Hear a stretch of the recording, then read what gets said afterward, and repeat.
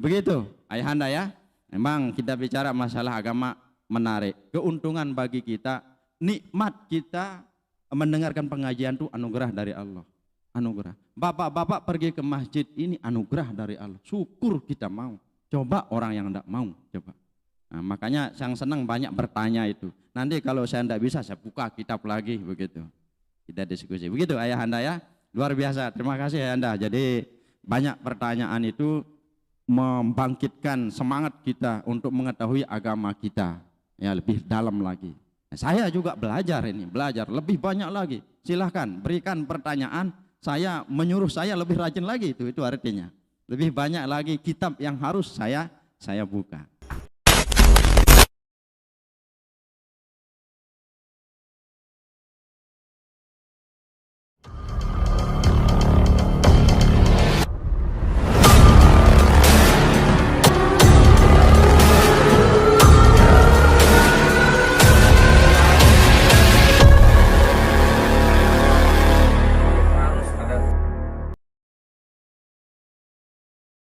Assalamualaikum warahmatullahi wabarakatuh.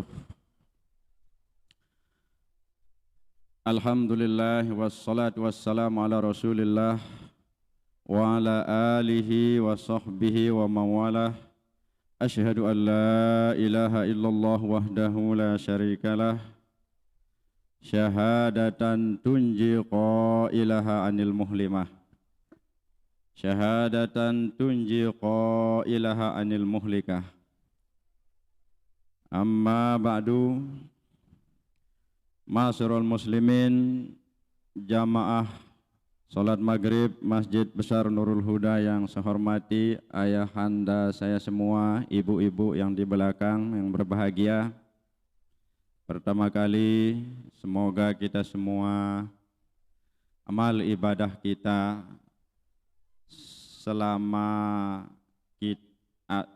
amal ibadah kita yang kita lakukan diterima oleh Allah Subhanahu wa taala. Amin amin ya rabbal alamin. Dan mudah-mudahan nanti di akhir hayat kita semoga kita semua husnul khotimah.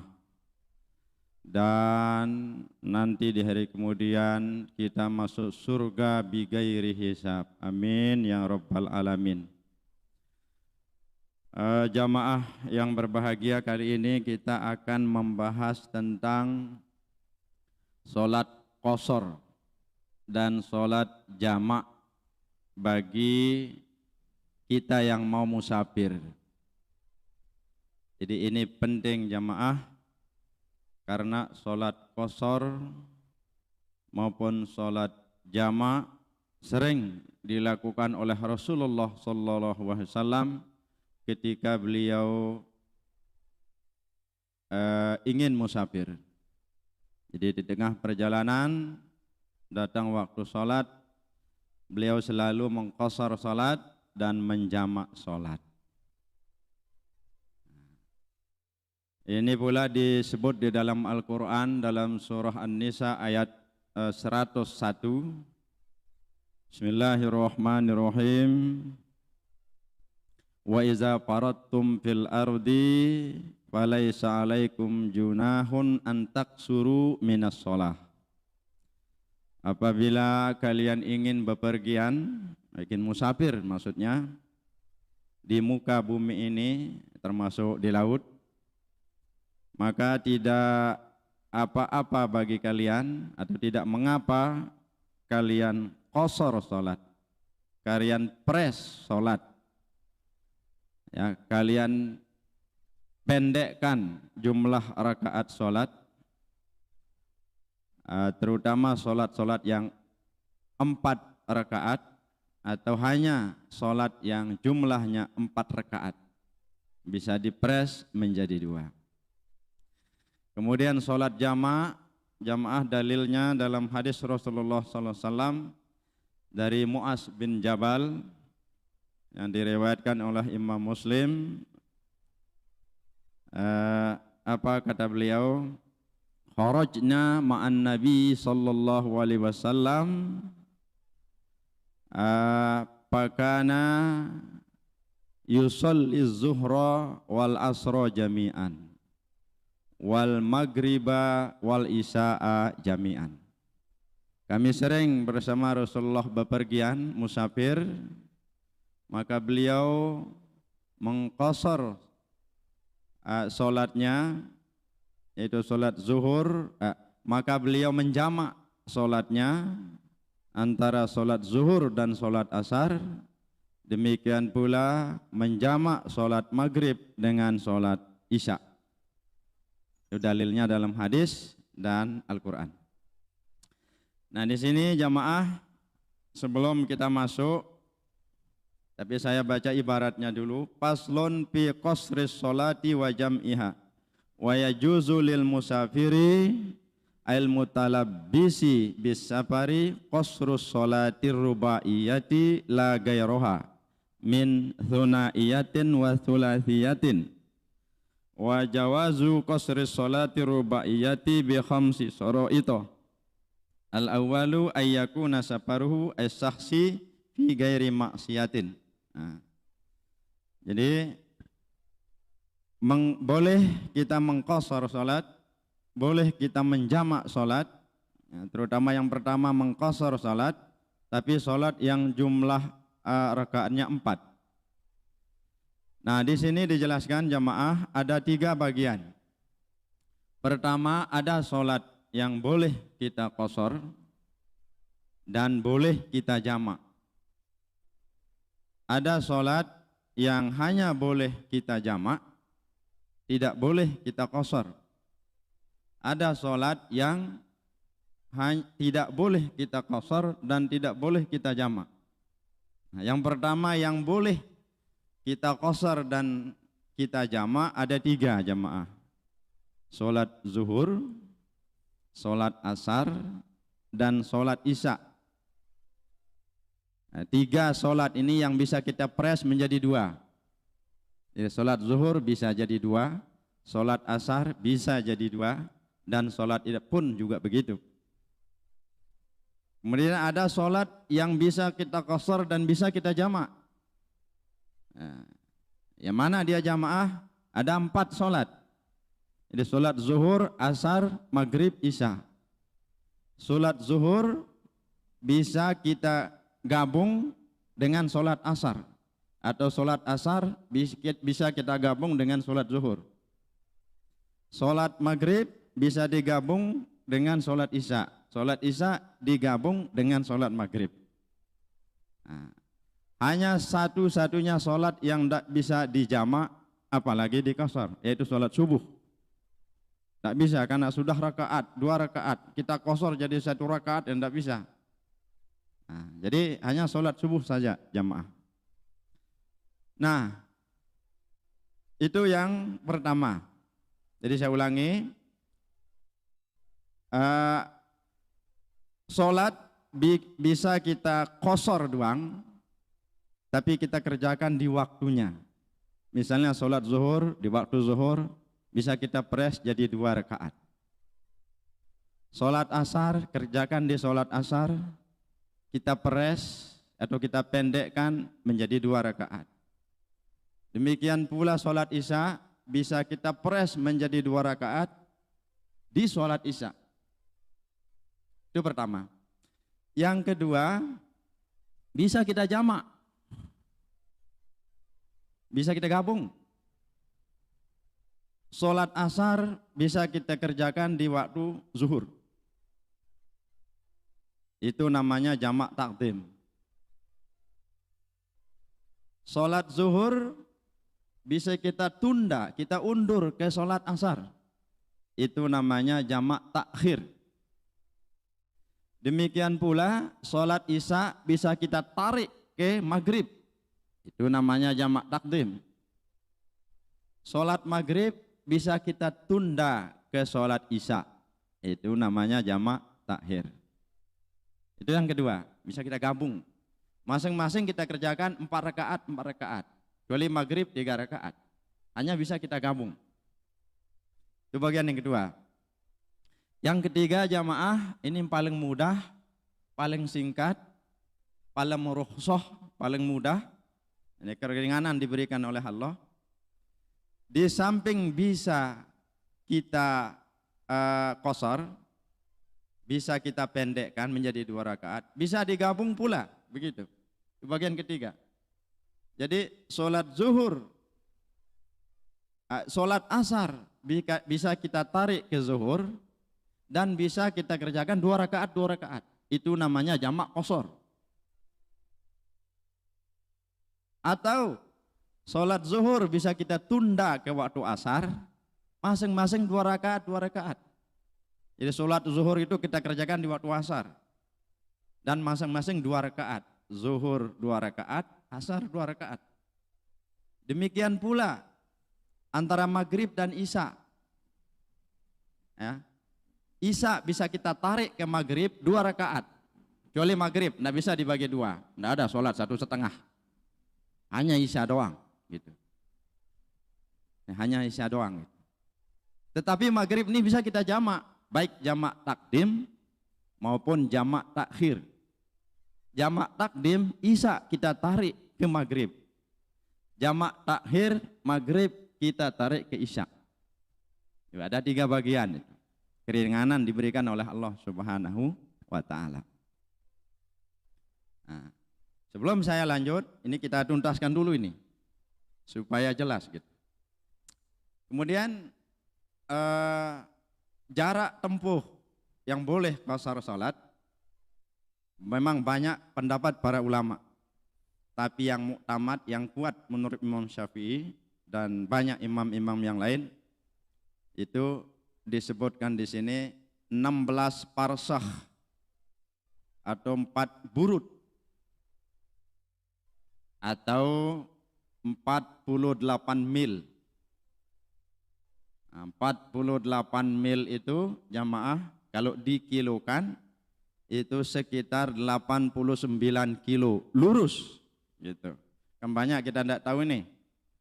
Hanya 89 kilo saja kita tahu. Tapi lurus. Ukurannya dari Sumbawa ke Lombok lah. Itu lurus. Kan kalau egok-egok kan di sini sampai Lape pun bisa dia 89. Jalannya kelok, itu lagi begitu, lagi kan enggak. Lurus. Ya, lurus. Itu 89. Sebenarnya 16 parsah itu 88, sekian. Genapkan 89 menghilangkan keraguan. Memang ada pendapat mengatakan 85, 84. Tapi yang muktamad menurut mazhab kita Imam Syafi'i 89 kilometer lurus. Begitu jamaah.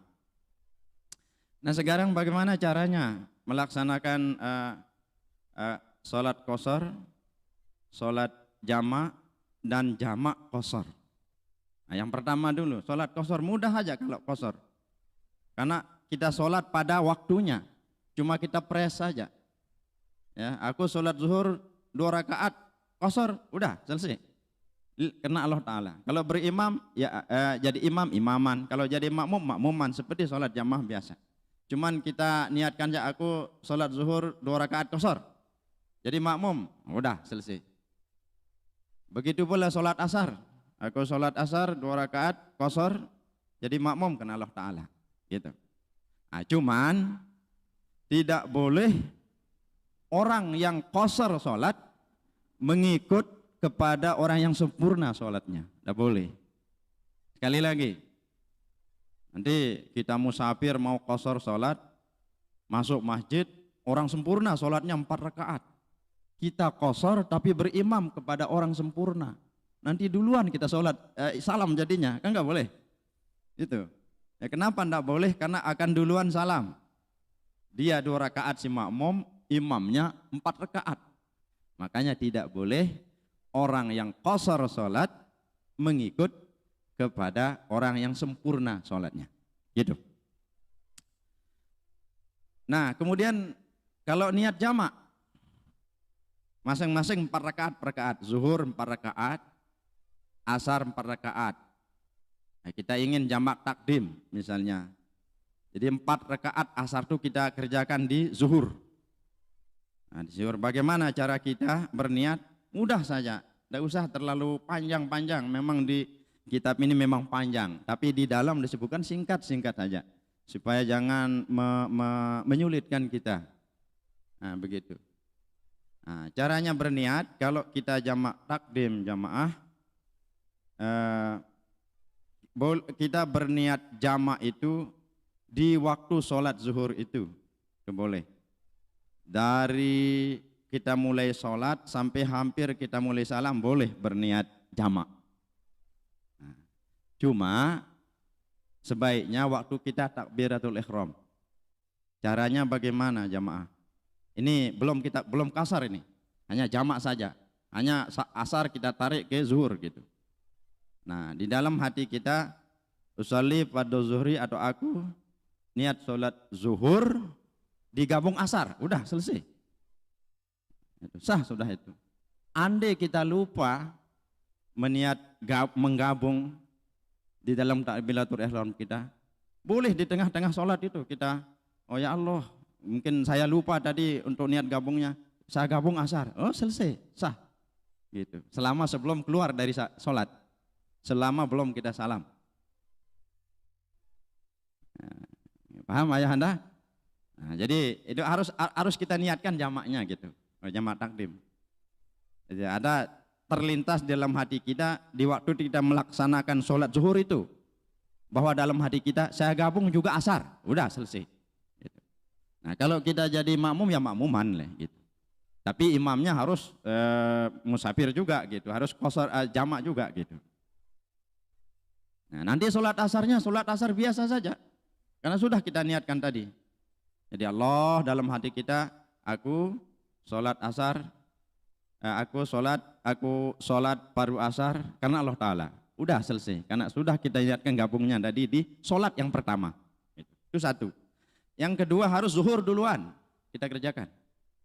Zuhur duluan, tidak boleh asar duluan, karena dia memang jamak takdim ini harus sholat yang hadir itu duluan gitu. Nah, begitu itu jamak takdim. Kalau jamak takhir jamaah, harus kita meniatkan kita menggabung itu di waktu zuhur, atau kita ingin tunda sholat zuhur ke asar, tapi harus kita berniat di waktu zuhur gitu.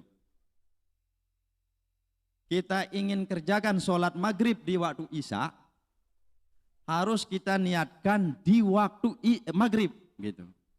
Kan begini nih, kita di atas mobil, tidak bisa turun sholat kan.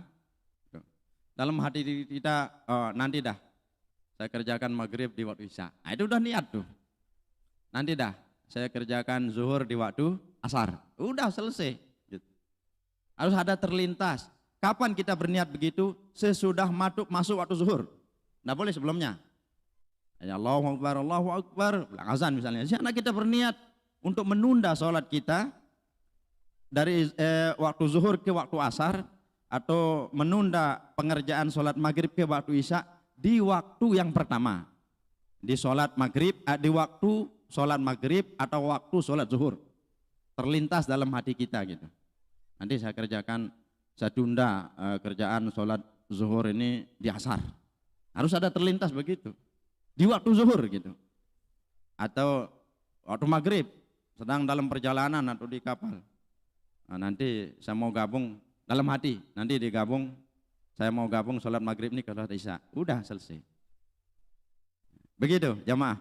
Jadi tidak usah terlalu panjang, memang kan ada di kitab-kitab itu disebutkan memang lengkapnya ya lengkap yang panjang. Usalli fardhu zuhri majmu'an ilaihil asru arba'a raka'atin imaman, imam panjang itu.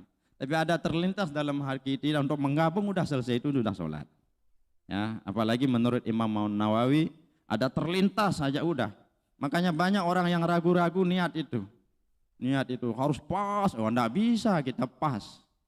Makanya dalam Al-Quran kan ittaqullaha mastata'tum, takutlah kepada Allah semampumu gitu. Ada ayat mengatakan memang ittaqullaha haqqa tuqatih, takutlah kepada Allah sebenar-benar takwa. Nah, ayat ini haqqa tuqatih ini dimansuh dengan ayat yang tadi mastata'tum itu semampumu. Tapi tetap tertulis dalam Al-Quran. Kalau kita baca tetap dapat pahala, begitu. Tapi hukumnya terhapus oleh ayat ittaqullah mastata'tum, semampumu. Makanya supaya jangan kita ada terlintas saya sembahyang maghrib jadi makmum selesai udah. Enggak usah kita terlalu berat-berat, kita memberatkan diri. Begitu. Begitu jemaah. Kemudian wa jawabu qasri sholati ar-rubaiyati bi khamsi syara'ita. Orang boleh mengqasar menjamak salat dengan 5 syarat. Jamaah, dengan 5 syarat. Dalam musafir 5 syaratnya. Yang pertama apa? Ayyakuna safaruhu as-sahsi fi ghairi maksiatin. Supaya musafirnya itu jangan tujuan maksiat. Dia berniat maksiat mau mencuri, merampok. Itu aja kalau dia qasar atau jamak enggak sah jamaknya. Enggak sah qasarnya. Menurut Imam Syafi'i, Imam Maliki, bahkan Imam Imam Ahmad Ibnu Hambal. 3 imam nih. Tapi kalau Imam Hanafi boleh kata beliau sekalipun tujuannya maksiat. Ya, boleh kata beliau karena tidak ada memang di Al-Qur'an disebut. Di hadis juga tidak ada disebut. Tapi imam yang 3 harus tujuan yang boleh. Boleh, yang wajib, yang sunat gitu. Kalau yang haram tidak sah qasornya, tidak sah jamaknya. Mana yang boleh? Huwa samilun lil wajibi. Itu yang wajib. Misalnya menunaikan haji, itu kan wajib itu. Atau kaqadha'i dainin, melunasi hutang. Itu kan wajib. Kita berhutang, orang di Surabaya misalnya, ada orang di Lombok, atau orang Lombok berhutang ke kita di Sumbawa. Itu boleh mengqasar dan menjamak salat. Atau seperti silaturahim. Kita ingin bertemu keluarga. Kemudian yang boleh seperti berdagang, itu boleh. Amma safarul maksiyati kas safari liqat it-tariqi fala yutarakhasu fihi biqasrin wala jam'in. Adapun kalau orang tujuannya maksiat, berzina misalnya atau merampok atau qat it-tariq itu Itu seperti membegal. Itu, membegal. Tujuan membegal, merampok, merampas, atau bajing loncat, istilah kita lihat-lihat di media sosial itu. Kalau tujuannya itu tidak sah sholat qasarnya dan tidak sah sholat jamaknya. Nah, dicoba ya Anda ya, dicoba. Nah, bagi kita sunat muakkadah, sangat disunatkan. Menurut Imam Hanafi wajib kata beliau. Waktu musafir wajib qasar sholat. Ya. Tidak boleh hendak kata beliau kalau Imam Hanafi, tapi imam kita sunat muakkadah. Itu sebaiknya kita laksanakan samping praktik agama juga begitu. Jadi samping praktik agama. Begitu. Kemudian yang kedua. Nah, di sini sedikit jarak tempuhnya dijelaskan di sini yaitu 48 mil. 1 mil sama dengan 4.000 langkah. Berarti 48 kali 4.000. Mungkin sekitar 192.000 langkah. Tapi langkah apa? Langkah unta jemaah, bukan langkah kita. Karena Rasulullah dulu kan musafir pakai unta. Langkah unta. Nah, disebut di dalam berapa sih satu langkah unta itu?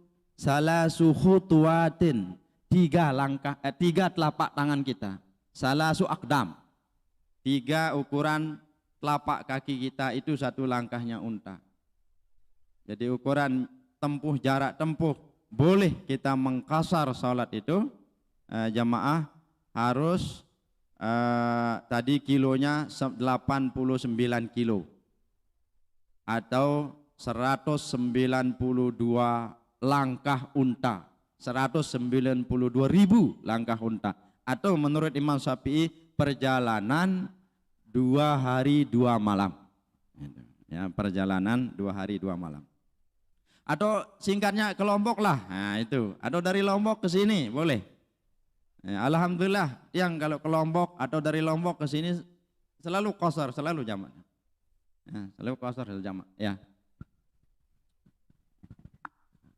Bismillahirrahmanirrahim. Assalamualaikum warahmatullahi wabarakatuh. Kita misalnya safar, tapi kita tetap juga kepingin ke masjid. Kan masjid berarti kan kita ikut imam. Sementara imam ini biasa pasti dia sempurna, dalam artian tidak mungkin kasar. Nah kalau kita kepingin jamak, ikut imam, misalnya kita mau lohor langsung dengan asar, karena kita sebenarnya balik lagi di asarnya, di masjid itu. Nah jadi kita ikut lohor dulu, setelah itu kita lanjut dengan asar sendirian, jamak, tapi bukan kasar, karena tidak mungkin kan tadi sudah dikatakan tidak mungkin kita ikut kosor. Itu yang pertama Ustadz ya. Terus yang kedua, apabila kita balik, jadi kan mukim, misalnya dari Lombok ke Sumbawa, tapi di perjalanan tidak memungkinkan kita untuk sholat lohor misalnya, sehingga kita niatkan gabungan asar. Nah bisa enggak itu kita jamak, padahal kita udah mukim, bukan safar lagi. Sementara itu dulu, terima kasih. Wassalamualaikum warahmatullahi wabarakatuh. Ya, terima kasih ya. Nah, kalau yang pertama itu boleh. Ya, Anda ya, boleh kita ikut kalau jamaah aja enggak kosornya. Nah, yang kedua, ini memang kalau kita sudah sampai berhenti rukhsahnya sampai di rumah kita. Nah, apa batasnya? Memang berbeda pendapat ulama, tapi batas kampung kita. Nah, batas kampung. Makanya kita usahakan sholat qashar jamaah itu sebelum kita sampai kampung. Begitu pula waktu kita keluar. Begitu kita keluar dari batas waktu kita boleh sudah qashar. Boleh. Nah, kalau kita sudah sampai ke tujuan kita, ini tujuan kita di rumah maksudnya balik, itu sudah berhenti waktu qashar. Nah, kecuali ayahanda di tengah perjalanan kita singgah. Nah, kita singgah itu batasnya 4 hari. Kalau sudah hari yang keempat sudah tidak boleh lagi kita qashar. Hari pertama, kedua, ketiga masih boleh kita qashar, kita jamak. Itu ayahanda ya. Nah, kalau sudah sampai rumah sudah tidak bisa. Nah, berhenti sudah rukhsahnya. Begitu ayahanda. Ya. Assalamualaikum warahmatullahi wabarakatuh. Mohon dijelaskan Ustadz, bisa ndak dikiaskan qashar dan jamak ini, tapi bukan asbab safar, asbab sakit misalnya. Ada kan orang-orang yang kesulitan dalam sakitnya, bongkar pasang barangkali perban dan lain sebagainya. Ada ndak penjelasan untuk bisa dikiaskan ke sana? Terima kasih Ustaz. Assalamualaikum. Ya. Ya. Memang dijelaskan dalam Al-Qur'an memang tidak ada. Ini pendapat ulama karena kan begini, umat ini kan bertambah-tambah terus gitu kan. Di zaman Nabi kan masih sahabat itu sekitar 14.000. Itu. Sekitar 14.000 sahabat. Setelah Sayyidina Umar baru dia puluhan juta karena sudah menaklukkan Persia, Romawi segalanya. Tinggal timbul banyak masalah gitu, timbul banyak masalah gitu. Nah, jadi tadi memang ada ulama berpendapat misalnya dokter aja kan, dokter dia mengoperasi dari zuhur sampai asar masih, kalau dia tinggalkan bisa berbahaya bagi orang sakit gitu kan, itu boleh dia jamak, boleh dia jamak.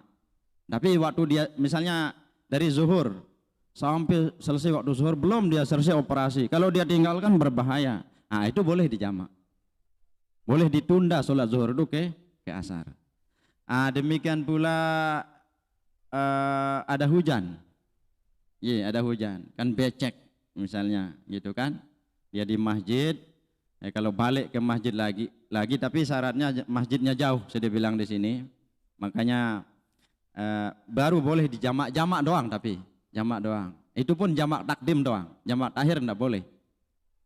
Jadi boleh ditarik asar itu ke zuhur itu kalau dia becek, tapi hujannya mulai dari waktu zuhur itu gitu hujannya itu. Sekalipun setelah dia selesai menjamak berhenti hujan enggak masalah, dia bilang di dalam, ada di dalam Ustaz gitu. Nah kemudian juga di dalam perjalanan memang macetnya bertubi-tubi gitu ya, macetnya padat sekali gitu sehingga habis satu waktu tuh, itu juga boleh dijamak gitu. Kalau tetapi ini tidak kita meringankan, tidak meringankan. Tapi kalau ada macet lama, masjid di dekat kita itu sholat itu ya, karena kita tidak dalam keadaan musafir ya kita sholat, kita keluar sholat Ya, itu ada ulama berpendapat begitu. Ya, kalau ada macet segala. Tapi kalau dokter seperti tadi atau hujan tadi memang dari Imam Syafi'i itu membolehkan dan juga ada hadisnya. Gitu Ustaz ya.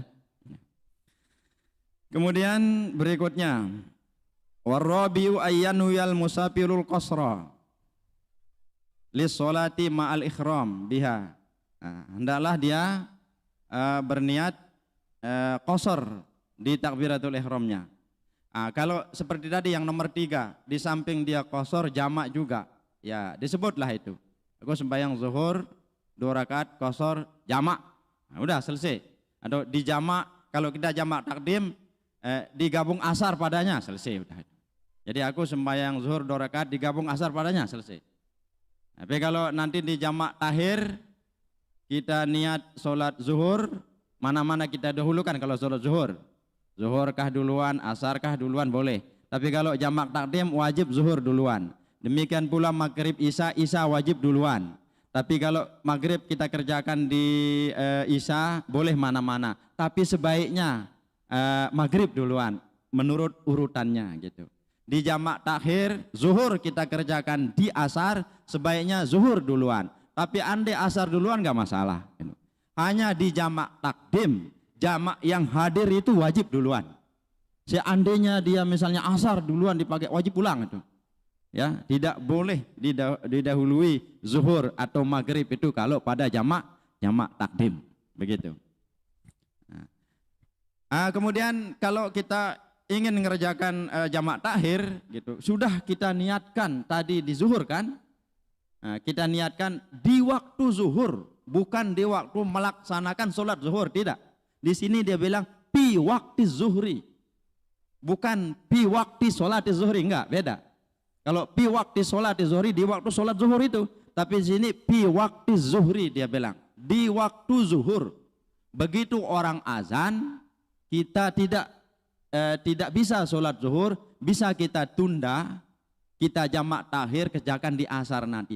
Tapi dengan catatan harus ada terlintas di niat kita itu, nanti saya mau tunda sholat zuhur di waktu asar.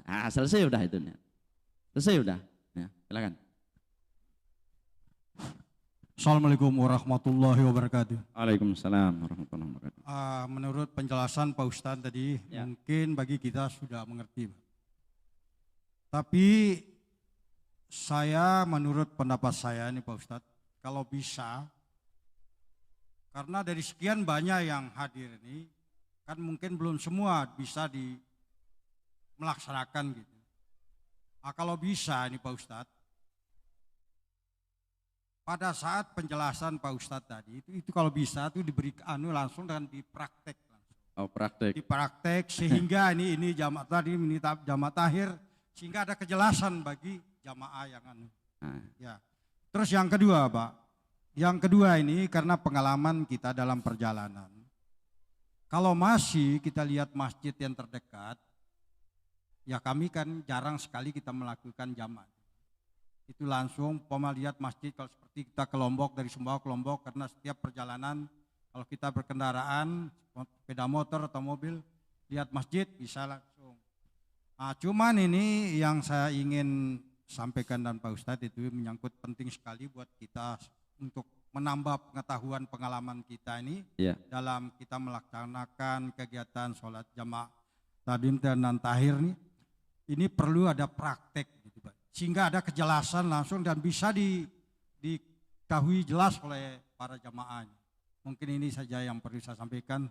Terima kasih. Wassalamualaikum warahmatullahi wabarakatuh. Waalaikumsalam warahmatullahi wabarakatuh. Ini bagus sekali pertanyaan ayahanda ini ya. Permintaan beliau praktik, berarti himmah beliau untuk mengetahui agama itu tinggi sekali, luar biasa ya. Sebaiknya kita semua begitu tuh. Hanya jangan sekedar hadir dan untuk paham. Makanya saya juga berusaha pelan-pelan menjelaskan. Ya bagus, ini praktek. Cuma mungkin unsur waktu yang kendala kita. Tapi insya Allah saya berusaha pelan-pelan menjelaskan. Ya saya ulangi sekali lagi, ada 3 macam sholat jamak kasar, sholat kasar, sholat jamak dan jamak kasar. Itu intinya. Sholat kasar doang kita peres yang per rakaat jadi 2, selesai. Kita kerjakan di waktunya, 2 rakaat, gitu, 2 rakaat. Aku sembahyang zuhur 2 rakaat qashar kena Allah Ta'ala, 2 rakaat udah, ya kan, gitu. Itu kasar doang gitu. Begitu pula asar, nanti di waktu asar turun lagi bapak sepeda motornya, nah, 2 rakaat lagi, gitu. Aku sembahyang per 2 asar 2 rakaat qashar kena Allah Ta'ala, selesai. Itu satu. Yang kedua, kita ingin menggabung, itu namanya jamak. Menggabung itu jamak. Makanya ada istilah di fikih itu jima. Jima itu gabung dengan istri, itu sama itu. Yang mana jamak itu lebih dari 1, ayahanda, ya. Ini jamak tapi diselangket jima, jimnya baris bawah karena bab mufa'alah istilahnya di dalam nahwu saraf itu dikerjakan oleh 2 orang atau lebih, tidak bisa 1 orang. Kan jama'a, yujami'u, bunjama'atan, wajima'an itu asalnya. Tapi kalau jama' ini mengumpulkan, kalau ini bukan kumpul. Kalau jima' itu kumpul artinya. Nah, mengumpulkan apa? Ada 4 sholat yang bisa kita kumpulkan. Zuhur, asar, maghrib, isya. Nah, zuhur bisa kita kumpulkan dengan asar. Tapi kalau kita tarik asar itu ke zuhur, namanya jamak takdim.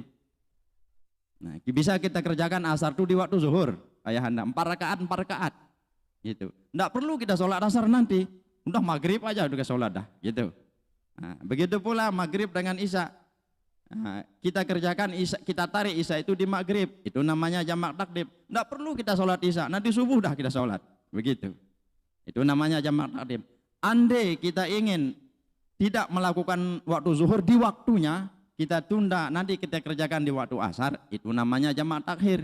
Sedang perjalanan waktu zuhur, tidak ada waktu kita kerjakan waktu zuhur. Dalam hati kita terlintas di waktu zuhur itu, nanti saya tunda pengerjaan sholat zuhur nanti di waktu asar. Selesai udah niat kita itu. Nanti datang waktu asar, di sana kita kerjakan waktu zuhur. Setelah itu baru asar, begitu. Begitu pula maghrib isya. Maghrib bisa enggak kita lakukan di waktunya karena kita dalam perjalanan. Dalam hati kita, nanti saya tunda sholat maghrib di waktu isya. Udah ya, selesai niat itu. Nah, begitu ayahanda ya. Tambah 1 lagi Pak. Iya silakan. Tolong dijelaskan kembali Pak Ustadz.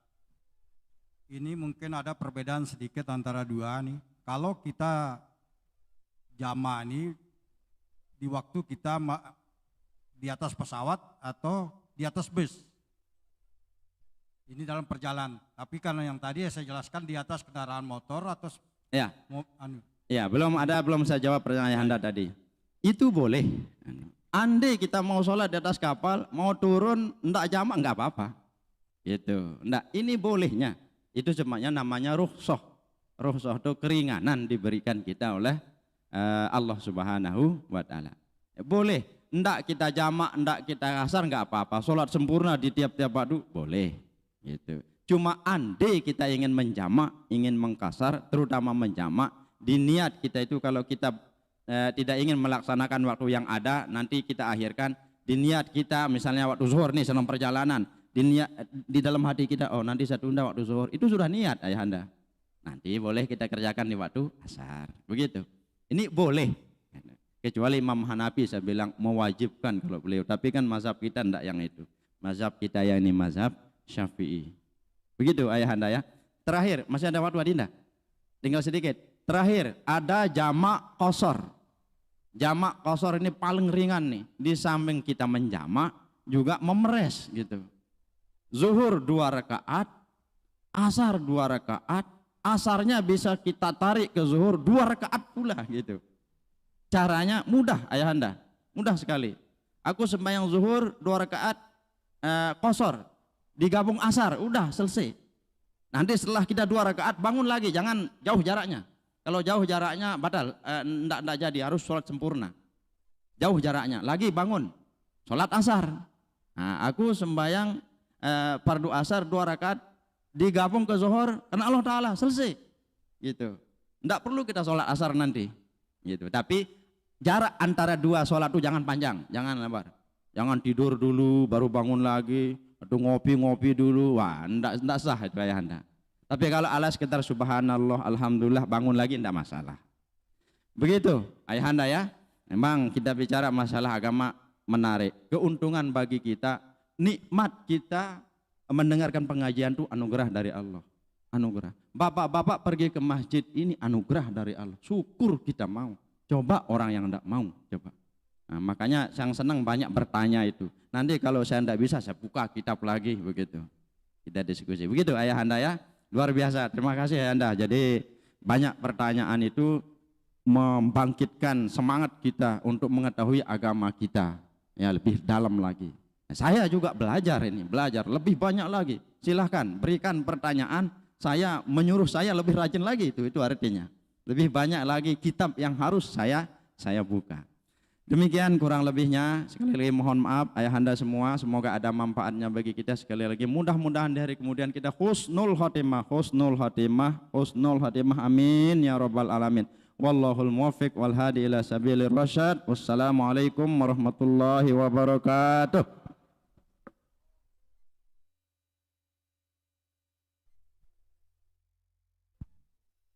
Wassalatu wassalamu